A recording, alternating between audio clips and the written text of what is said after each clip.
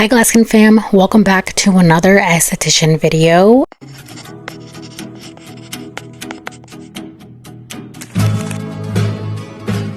I wanted to take a second to thank you guys, to everyone who has subscribed to my channel, and the reason that you're here is because of my esthetician videos. I would just want to really thank you guys from the bottom of my heart. I get a lot of DMs from you amazing future estheticians DMing me saying that a lot of my esthetician tips have helped you so much and that I give good advice. I am just so glad that a lot of my advice that I have given out to a lot of future estheticians have helped so much. Although I do want to say, take my advice with a grain of salt, because I am giving you guys advice from my own personal experience. Even though I have been an esthetician for almost 3 years now, that is so crazy to say, I have learned so much. Now, I have not worked in a med spa field, but I have friends who have, and they just give me all of the juicy details that happens within the industry, working at a med spa, even working with plastic surgeons. And let me just say, these stories are allegedly, because these are stories that are told to me by my other esthetician friends. Now, I also wanted to talk to you guys about today about a couple things I did not know or did not expect coming into the aesthetics world. And one being your love language. I know it sounds crazy to even say this, but your love language is also going to play a huge role when you become an esthetician. Now, tell me why. Tell me why if you're anything like me, one of my least favorite love languages is physical touch. I hate massaging people, but I'm also going to give you a huge tip on what is going to help you overcome. Physical touch is obviously used 100% of the time in the aesthetics industry. Unless you're like an injector or a front desk, then you don't need to be worrying about that. But if you're the esthetician who is massaging and doing the facial portions, obviously that you have to do that, you need to overcome this love language barrier. Like I said, if you're anything like me and your least love language is physical touch, I hate to break it to you, but that is one of the love languages that you're going to be using 100% of the time. And see, I didn't think about that before I went into becoming an esthetician. I found out the hard way, because while I was in school and we had to do facials, and you guys know the part when you're masking people, you have to have your client mask for at least 20 minutes. And during those 20 minutes, you have to either massage neck and shoulders, hands and arms, and feet. That was something that I was not expecting that. While I was in school, during the last part of our school, we obviously started taking clients in, and we had a couple. Well, I had a guy, and one of my estie besties had the girl. And while I was doing the service on this guy, it was time to do a foot massage, and I just could not. I was wearing a mask too, but this guy's feet stunk so bad.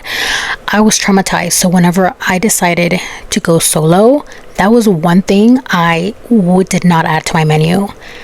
Leg and foot massage. I just could not do it. Even hands, to me, like touching someone's hand is like being affectionate in my eyes, and massaging someone's hand and fingernails and arm was just like way too affectionate for me. Like, I felt awkward, and during the time of massaging, I just felt like I was ready for it to be over, and which it sucks, because when you have those feelings as an esthetician, or you have that vibe, you are going to feed it into your clients. I suggest you guys to get used to it, and I'm also going to tell you guys how to overcome it. Even now that I have been an esthetician for over almost 3 years, I still felt very uncomfortable massaging people's neck and shoulder. It didn't become like a physical touch thing. After a while, I was just not confident enough within myself to massage someone's neck and shoulders. The way you overcome this, and I will 100% tell you that this worked for me so much is taking extra classes for massaging neck and shoulders, legs and arms. So the head spa that I work with currently now, we did neck and shoulder massage from the beginning, but you did it the way that you were taught at school.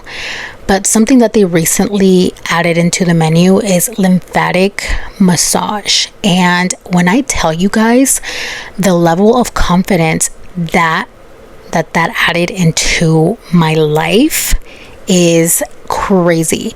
Now that I know how to do a lymphatic massage neck and shoulders on the face, it changed the total game when it comes to me doing a facial, because when we do the cleansing, like I used to do it so different than how I do it now after learning lymphatic massage, even the neck and shoulder.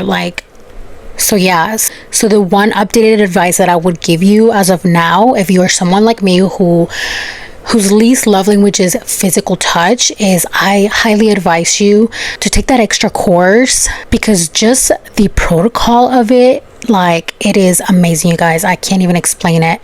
And also, another thing that I wanted to tell you guys, something I did not know before I became an esthetician, is you are going to be so in tune with your emotions, just people's vibes. And since you're working one-on-one with a client, you are going to be able to actually feel their vibes. And let me just tell you that vibe transfers are so real. I want you guys to keep in mind that before you go into work, you really have to leave whatever you have going on in your personal life outside of work and come in with the best attitude. There is nothing worse than working with a client one-on-one and just having a total Debbie Downer vibe. And even if the client is acting that way and not you, protect yourselves. Learn how to block from getting their type of vibe, because by the end of the day, you're going to be wore out, sis. You are going to be drained. So I highly recommend you guys to get plenty of sleep, drink plenty of water, stretch, because when I tell you, when you're taking clients back to back, your back is going to feel it. So I highly recommend you guys to stretch and just come in with the best attitude, because I'm telling you guys, once you become an esthetician, you are definitely going to read people's vibes. And this goes outside of the treatment room. When you're around someone, it's going to be super easy for you guys to read someone's vibes. So that is something that I definitely caught on as I started working at a spa. But yeah, I think that is all the updated advice that I have for you guys. And if you guys have any questions, like I have mentioned before, feel free to DM me either on Instagram or comment down below with any questions that you guys might have about the aesthetics industry. Don't forget to subscribe, and I'll see you guys on my next video. Bye.